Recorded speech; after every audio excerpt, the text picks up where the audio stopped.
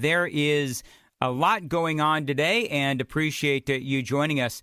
One of the things that I thought was interesting in the news is Jack Johnson. We all know Jack. He has appeared on this show and others often here on Super Talk 99.7 WTN. So he is the Senate Majority Leader. He was accused. I want to slow down and take a good look at this story. He was on Murphy's show yesterday. So State Senate Majority Leader Jack Johnson was accused of buying Tesla stock while the Music City Loop project was being considered by the state legislature. Now, this is part of a piece from WSMV. But when the Franklin Republican introduced his oversight bill, Johnson didn't tell his Senate colleagues about the investment, so we asked him last night if that's a conflict of interest. Well, I don't know. I've owned Tesla stock for years, and it's properly disclosed. Well, while Johnson admits to being in talks with the Boring Company, he denies the project played any role in his Tesla investment. I don't think the Boring Company is associated with Tesla. I think they're separate companies, but I'd have to check. Buying that stock and carrying a bill that could boost its value, it isn't a good look for Johnson. People are always going to think the worst. Because political analyst Kent Seiler says on controversial projects like the Music City Loop, people want more transparency, not less. So I'm going to tell you that piece, the whole thing just sounds very tabloid. I mean, you heard it. Now, I think the Senate Majority Leader does a great job, but if he's done something wrong, then he needs to be held accountable. But, here's the thing. They say that Johnson bought Tesla stock in April of 2025. Governor Lee announced the Boring deal in July. So the piece is asking the question, did Jack Johnson, Senate Majority Leader, buy the stock knowing that the Boring Company was working with the state to build the Music City Loop? You heard Senate Majority Leader say Tesla during this piece on WSMV. You heard him say that Tesla and the Boring Company are two separate companies. And they are. Not only are they two separate companies, but the deal with Nashville is with the Boring Company and not Tesla. As a matter of fact, I looked it up. I looked it up on Grok. I looked it up on a couple of different business sites, and I looked it up on GTP, whatever it is. These two companies, they are completely separate. Tesla and the Boring Company. They are run separately. They have separate profits and losses and all that. They don't even share the same management. Obviously, they share Elon Musk. But I specifically asked the question, if the Boring Company makes money, do the investors of Tesla also earn those profits? And they said no, they don't. These two companies are completely separate. So Jack Johnson, investing in Tesla, a public company, did nothing wrong, even though the Boring Company is the one that we are doing business with here in Nashville. The two are operated completely separately. I read 4 articles, ChatGPT, Grok, they all said the same thing. Two separate companies, and so that, no offense to anybody who's reporting on this, but they're making it sound, in my opinion, anyway, way more salacious than it is. And so Jack Johnson actually went on to sell his share in Tesla. And he didn't have to, by the way, but he did anyway because he wanted to ensure that people didn't think that he did anything wrong. Here's what he told Matt Murphy yesterday. You used the word sleuthing. Look, we are required as members of the General Assembly to disclose every year the stock positions that we have, sources of income, and that type of thing. And I think that's a good thing. I think there should be transparency. And yes, I did have a small, I would say relatively small, 50-share position in Tesla, and some are accusing me of somehow trying to benefit myself. by advancing this Boring Company initiative, which is going to be wonderful for Middle Tennessee. Now, the Boring Company is a privately held company.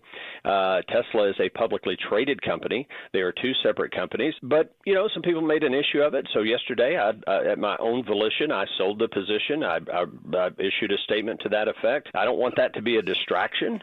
I bought the stock. It was fully disclosed, just like we all have to do. So, but I don't want it to be a distraction for us getting this incredible opportunity for Middle Tennessee. Yeah, and he's right. I don't believe that he needed to sell his shares in Tesla. He probably made some good money, but bottom line is these are two separate companies, and it seems like with the reporting, they're trying to make it seem like there's something unseemly here. Friends, it took me, 10, 15 minutes to, grok it and chat GPT it and read the articles where it literally said these are two separate companies, two separate revenue streams. And if you are somebody who is investing in Tesla, it doesn't mean that you are going to make money if the Boring Company makes money in Nashville. So nothing wrong. By the way, he also said yesterday that he didn't even know the deal was in play when he bought the stock. Did you know about the Boring Company deal before you bought the stock? I did not. The stock was the 50-share position was purchased.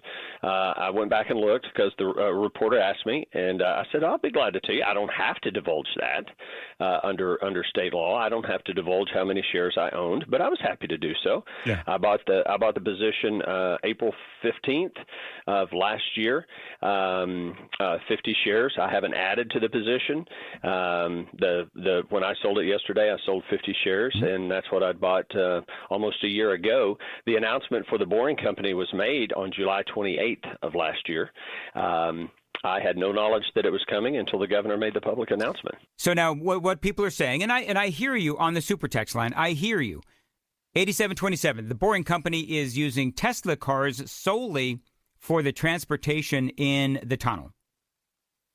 Everybody knows that the tunnels are going to be using Teslas. But when you're talking about a deal of this magnitude, I just think that is such a minor part of the conversation that it's, honestly not even worth including in the discussion. But okay, fine. So I don't know how much Tesla cars are, but I don't think it's enough to move the needle as it relates to, oh, gosh, so Tesla is going to make what? Another few $100,000 with all of these Tesla vehicles? I think people are trying to find something here that, in my opinion, is just not. I don't see it. Now, if it was something where he was invested in the Boring Company, that'd be different. However, the Boring Company is a privately held company. So, again, I don't see the fact that it's going to use Tesla vehicles as a gotcha moment or a aha moment with State Senator Jack Johnson. I just don't see it. Because the amount of money that we're talking about, the amount of revenue that we're talking about as the Boring Company buys these vehicles from Tesla, again, you're talking about, I would say, a few $100,000. When you're talking about a company the size of Tesla, it just doesn't really seem to make much of a difference. Anyway, so that's my opinion on it, and you can disagree with me all you want, but hopefully you're satisfied with the fact that Jack Johnson, he sold his stake in Tesla to alleviate all the fears. And hey, you want to do Sam, let's do a Daily Dan poll. So I just presented the information on the Jack Johnson. I'm going to call it a controversy. He's not shying away from, these questions about when it was that he bought the Tesla stock and is there anything inappropriate about it. So I've presented my opinion and what I would say is all the facts. Let's do a Daily Dan poll. Do you believe that Senate Majority Leader Jack Johnson did anything wrong? Because I don't think that he did. I just don't. I think that this is much ado about nothing. However, when there are concerns, and he said, I'm going to go ahead and sell my stock in Tesla. So it seems to me like, all right, so he didn't know about it. They're two separate companies. He did know about the deal when he bought Tesla. He didn't. He bought Tesla and not the Boring Company. The Boring Company is a private company, not a publicly traded company like Tesla is, and he's now selling his stock. Now, somebody might say, okay, well, if he really was concerned, what he would do is whatever profit he made in selling the Tesla stock, he should give that to charity. Whatever. I mean, I'm shrugging my shoulders at this point. I think there are some people that just like to find controversy even when it is not there, but whatever. I would say that the reporting on this has been salacious, and that's where I'm going to stand on that. It is 6:18, Nashville's Morning News. By the way, you can also chime in on the super text line, 615-737-9986, 1303. Jack did nothing wrong. Oh, by the way, you heard in the piece, and I don't want to go on and on about this, but you heard in the piece that he put on his financial reports that he was invested in Tesla. So there was nothing that he did where you can accuse the man of trying to hide something. Here's the other thing. If he did, we would be all over it. We would. And if more information comes out, we will be all over it. Anyway, so a lot of people chiming in on that. If you want to take the Daily Dan poll. By the way, we do have good news as we continue with the 6 o'clock hour. The good news is that we have a new computer. And so we are on YouTube. We're on Facebook, Twitter, Twitch, 997WTN.com. I'm broadcasting from home today and tomorrow. Beginning Monday, I'm going to start showing videos again. I strongly suspect. Hold on. Beginning Monday? Or next month? Aren't you on my show? About to say, yeah. On Monday, you're not. Oh, I'm not here here Monday. You know what? When I get back, a long time from now, I'm going to start showing videos. But don't put that on the producer. People go, "Where's the video? Where's Dan Monday? What'd Sam do with it? Where's the videos Dan promised?" Ask Brian. No, I'm working today and tomorrow, and from home, personal reasons. And then Brian will be here next week, and I'm going to Gatlinburg. Going to have some fun on some roller coasters at Dollywood, and just going to see my daughter who's coming into town as well. So going to be a great, great, great week off. And I dare you to eat a bunch of seafood and then get on a roller coaster. Don't dare him stuff like that. He's got a grandchild he's going to be hanging out with. That's exactly right. I don't want to horrify the child. All over the place. Hold on. No. If I know babies, which my family is very big, so I do, they love it when old men act out and are goofy. And especially if they are, in the similar behavior of spitting up on themselves. Do you know what young Jameson does when he sees me? I wish I had it on video. Big old smile. So the last 2 times I have seen Jameson, I kid you not, I walk into the house. Do you know what he does? He runs over to his little baby bed thing and just slumps on the bed.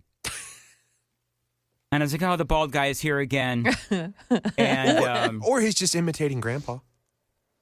Do you know what? He could be imitating Grandpa. He actually could be imitating Grandpa. But I love to see him, and that little man is the highlight of my life, and I love seeing him as often as I can. So she's going to be coming down here, and they are going to be coming down here and spending a couple of days. And so I did want to take a couple of days off and devote my time to being a grandpa. So looking forward to that. All right. It is 6:22 on Super Talk. No Disney cruise this time or ever, Gene. I will never forgive Murphy for setting that whole thing up, just for trying to tell people that I went on a Disney cruise when it wasn't a Disney cruise. And I'm not going to Disneyland. What kind of cruise was it? It was what was the name of the cruise? Joan, do you remember the cruise I went on? I do. Did you? It started with a P. It starts with a P. Princess of the Seas? No, it's not Princess of the Seas. Whatever. Well, that is a cruise line. I know I know, but it's not Princess of the Seas. It's something else, and I can never remember the name of it. Did you go on a Norwegian? No, it wasn't Norwegian. Okay. The Pride of the something? No, it wasn't. I'm sure it was. I have no idea. Nobody cares. Anyway, 615-737. If anybody can remember the cruise that I went on, the cruise line that I like to go on, text it at 615-737-9986. By the way, 1026 says, overall, I find this topic boring. Talking about the Boring Company. I understand it is 623 on Super Talk. Hey, I find this next topic actually really interesting. So there's an idea in the Tennessee State Legislature and they have an idea on how to fill the gap. You know, we have a teacher shortage, I believe, in the state of Tennessee. And now there's a really intriguing and interesting idea on how to solve that problem. And it is coming up here on Super Talk 99.7 WTN. Royal Caribbean, thank you, 2327. Royal Caribbean does not start with a P. It doesn't start with a P. Okay. So the R is actually a P with a little thing on the side. That's exact. Do you know what it is? I need more Wally's Bean Machine coffee this morning. That's what's missing from my morning. You know what I'm having right now? What? The vanilla with espresso. It's so good. Yeah. I miss it. There are so many people that know more about my life than me. All these people. Yeah. Royal Caribbean, Mandis, Royal Caribbean. And the milk is frothed. Jane, what's up? Oh, my God. Jane! Didn't even mean to. There it is. That's right. You hide behind your oversized microphone, Mandis. Do you know what? I think I'm having a complete mental breakdown right now. I think it's just a memory stroke. Breakdown. It's a stroke. All right. Joan, it's not a stroke. Is Riker burning toast?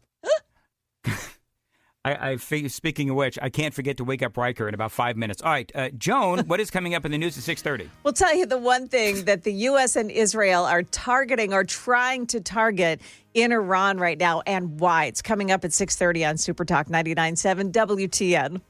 All right, thank you. Jane. Jane out. Steve is coming up after the news at 9. Sam, have I ever shanked your name? I know that early on I used to call you Johnny all the time. No, actually, you just act like I don't have a name. I'm nameless. Yeah. I am one without times identity. I was like, you behind the glass. Bet. Yeah. So I don't know. Sometimes on the Nationals, If everything is breaking news, nothing is breaking news. Correct. So CNN is calling this breaking news, saying that the U.S. Has no plans for U.S. troops in Iran. I'm assuming they mean ground troops. At this time. So I don't know if that's new or not, but CNN is saying that is breaking news. So anyway. All right, very good. All right, it is 6:38 on Super Talk 99.7. Scott Cepicky is joining us, chairman of the Education Subcommittee, and always great to have you on, Scott. I thought this was interesting.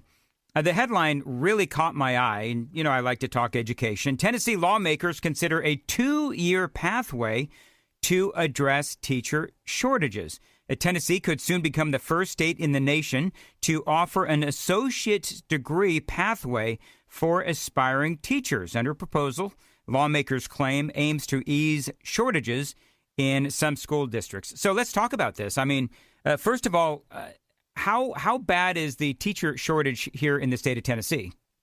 Well, that's a great question. We have roughly 70,000 teachers across the state of Tennessee right now. There's a couple districts, and you can probably guess which two are the ones that have the most shortages. And in those shortages right now, we have 6,000 emergency credentialed teachers in those classrooms. Those are 6,000, almost 10%. We also have a huge number of substitute teachers that are in classrooms. And so able to put Tennessee where we wanted in education, we need to have somebody that has been trained in that classroom on how to educate these kids. And having conversations with the speaker over the summertime, we work together with some people to come together with a plan on how we can get a very intense curriculum for 2 years for someone to become a classroom teacher in early education, and have a training of 1 year in the classroom, hopefully supervised by a mentor, to start to alleviate these shortages. So obviously you're talking about Shelby County, i.e. Memphis, and Davidson County, i.e. Nashville. So I'm just going to ask a question I think we all know the answer to, but the reason why teachers don't want to teach in these districts is because the kids are difficult to teach or whatever. I mean, it's just, these are rough districts. Well, yes, to some degree. I think a lot of it is going to have to come down to leadership and the support that teachers are getting in the classroom when it does come to discipline. I think we need to have administration that sets the tone for the students in the classroom, that you will be respectful to your teachers, you will be respectful to each other.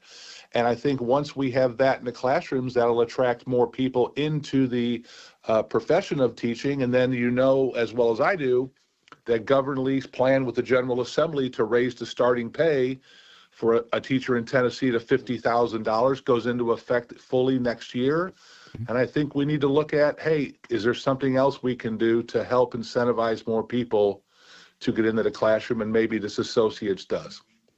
So the only thing that I can say about, because I love this idea. I'm just going to tell you right up front, I love the idea. But do you run the risk of people, just to play devil's advocate, saying, well, what you're doing is you're lowering the standards for teachers, and that will impact some of these kids in Shelby County or Davidson County, because I can see some people saying, well, they're getting a lower quality of teacher.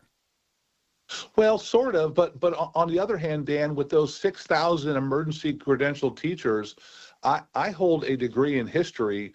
Does that mean I'm qualified to go into the classroom and teach history? Maybe, maybe not. I really haven't taken any type of classroom curriculum on how to manage it.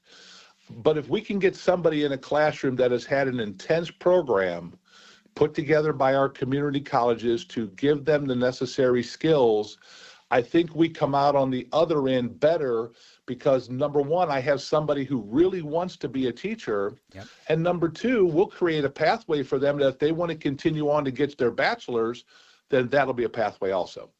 And yeah, I do think that it's a great idea. What does the governor think about this? I'm assuming there's been a conversation. What do your fellow lawmakers think about this? Well, it was in committee, subcommittee this week. It passed unanimously and moved on to the full committee in House Education.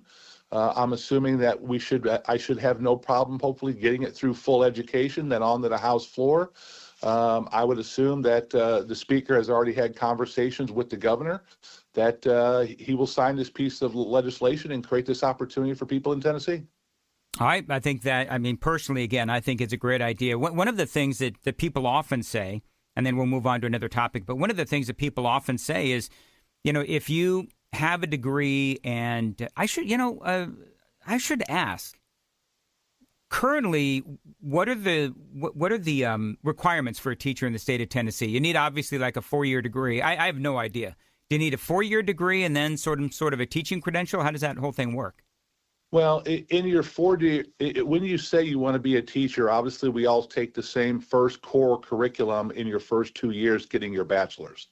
And then the last 2 is where you declare, your major, and in that major is baked in part of the things about being a teacher, how to manage a classroom, how to prepare a classroom, how to teach.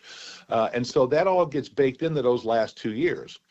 So moving forward, it'll be something that will be accelerated like that for those 2 years, but that 3rd year will be teaching in the classroom, but you will be under a certification of a teacher that's already there to make sure if you have a question on classroom etiquette or how to prepare a lesson or how to teach a lesson, you will have an expert to lean on there. It almost sounds like a trade school for teachers. You know what I mean? It's almost like a vocational. I think this is a great idea. And if we can get more teachers in the classroom, and certainly ones that really do want to be teachers, I think this is a great idea. Scott Cepicky is joining us on the Newsmaker Hotline. I thought this headline was interesting, and I want you to fill in the blanks. States weigh limits outright bans on education tech in schools. And Tennessee is one of those states that they report on. Kansas, Missouri, Tennessee, Virginia, and West Virginia. One bill currently advancing in Tennessee's legislature, HB 2393, would ban public school districts and charter schools from allowing students in grades K through 5 to access digital devices, and would prohibit employees from using digital devices for instruction in those grades. So what is currently happening in the state of Tennessee, and why do we want to ban it or talk about banning these devices? I'm glad you brought this up. I'm very involved with House Bill 2393.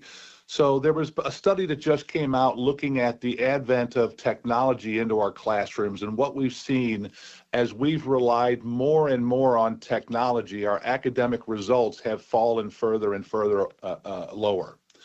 And so it's been we always want to try to follow the data in education, and what we're looking at right now, and we've amended this bill. We understand that there has to be some type of technology in the classroom. But we in Tennessee are going to limit that use of technology to purely instructional means, keeping the kids off of social media during classroom time, making sure that if we are using the Chromebooks or the iPads, that the teacher is directing the instruction and tasking the students using the technology to help them educate, right? Yep.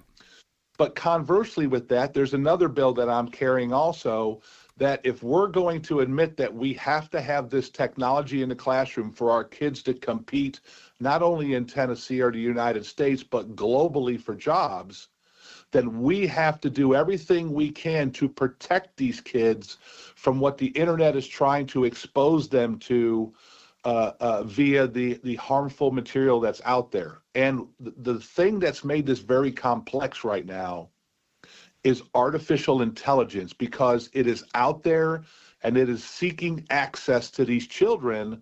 And so we have an obligation to the parents and the children of Tennessee that if we're going to provide a Chromebook to them and we're going to allow internet access, that we must have limiting factors on what the kids can access on state-approved devices. So what do you do? I mean, do you then put, if we're going to keep the devices, then what do you do to protect them? Is there going to be a particular piece of software, or how would that work? So traditionally what we've done in education is we create blacklists. And what a blacklist is everything's available. And then once there's a report of harm done, you ban access to that site. Conversely, what we're going to do now is we're going to do whitelisting, and what that does is it blocks everything, and then we build accessible material and have limiting factors of what our kids can and can't get to. I'm sure at WWTN, if you're using company technology, there's probably sites that you can't get to, and there's a reason for that. We have to do the same thing in education now with how pervasive artificial intelligence is, and those individuals who are looking to gain access to our children for nefarious reasons. We now have an obligation to create these whitelists so that anything our children are going to access on our Chromebooks, we've already approved and we know where it's going to lead to for educational purposes only. You know, I will tell you that as a guy who just put Riker's Chromebook in his backpack as he's getting ready to go off to school today, I love that. How much of an issue is it right now? I mean, obviously parents have to watch and teachers have to watch what the kids are looking at, but has there been a lot of issues of kids being preyed upon on their Chromebooks? Yeah, we had testimony, Dan, and this came to me from a bunch of moms who kind of had a conversation one day about, hey, you know, my child's doing this and doing that. And when they started to look into it, these districts were issuing these Chromebooks with full access to the internet and full access to YouTube. And when one of these mothers looked at their history, their browser history, they were seeing these sites that the children accessed on murder, on death, on sexual content. And this was off a Chromebook provided by the district. I would ask you this as a parent in Tennessee. If you have a Chromebook, if your child has a Chromebook, you should be looking at their browser history every week to stay on top of this. Now, in the bill, we have, if it, and the districts can monitor this in real time, if your student accesses a site that they shouldn't for some reason, the bill says that the parent must be notified in 24 hours. You know, and all of that makes perfect sense. And I hate to invoke the name of Hillary Clinton, but sometimes it does take a village to make sure that our kids are not being preyed upon in the classroom. And I do like what is going on. We've got like 90 seconds left. Scott Cepicky, is there anything else the people of Middle Tennessee need to know about what is going on in the state legislature? Well, we are looking very intently on trying to link up higher ed and K-12 when it comes to the technical fields. Those jobs that build it, fix it, or repair it in the state of Tennessee, that is the fastest retiring segment of our society, and we need the next generation of those individuals that are going to step up into those very, very high-paying jobs in our community colleges and our technical colleges across Tennessee. So we're looking forward to having those conversations going forward, and then with the new election of a governor, we will all be seeing to see who the new commissioner of education is going to be. All right, and always appreciate having you on, Scott, and we'll talk to you again soon. It is 6:51 on Super Talk 99.7 WTN. People asking me, and I thought it was interesting on the Super Text line, and I'm monitoring it as we speak. How do they get more information on how to become a teacher within 2 years plus the year of hyper-focused teaching there in the classroom? And it's not even past the state legislature yet. So it's got to pass the state legislature. It's got to, get the governor's signature on it. So there's a long way to go before the state legislature, if the bill passes, that you are able to get sort of a fast pass, if you will, into the opportunity to teach Tennessee's kids. So we'll keep you updated on this, though. I mean, I don't know. Joan, am I off base here? I think that's a great idea. Yeah. Just a couple of years, and it's a sort of a fast-paced, truncated training for somebody to become a teacher. If they want to become a teacher and they can do it effectively with only 2 years of training, but the additional year in the classroom, I think it's a good idea. I would say the same for DCS workers at this point. For what teachers? For what, Sam? DCS workers. We had. Yes. Okay, got it. I was trying to figure out what DCS is, but you're right, Sam. You're absolutely right. I mean, the DCS, the Department of Child Services. They are in. I think they're probably. Joan, do you think that DCS, and Sam, do you think DCS is in more dire straits than the districts of Shelby and Davidson County for schools and teachers? Absolutely. You think DCS is in a bigger hole? And when you had Wendy Rutherford on to talk about it, you asked her that question about, do you think they should pull that bachelor's requirement from it? And she said no. And I had further discussion with her later on. And, 4 years in school just to get out into a job like that's going to be very emotionally stressful, going to put, the employees in some very tough situations. I think a working through it situation of having a 2-year degree, getting the in-field experience, if you will, and having a pathway to a 4-year program would benefit a whole lot more people and obviously benefit the kids involved. Well, a lot of people, Joan, will say, I went to 4 years of school and, getting the teacher credential and all that kind of stuff just to go into the classroom and, number one, be treated the way that they're treated. Oh, yeah. Because, I mean, I would say that teachers are leaving districts like Shelby County and Davidson County, not only because of the pay, but because of the way that they're treated in the classroom. Yeah, for sure. So I love what they're trying to do, and I think it's very smart, and we'll have to see where this whole thing goes. All right, it is. I'm sorry, wasn't it that teacher that refused to read the gay book to kids in his first grade class? Wasn't that Davidson County? Oh, I don't remember. I think it was, and and I get it. I mean, those kind of things people don't. It was a charter school in Davidson County. Yep. Right? Okay. There you go. So, no, you're right, Joan.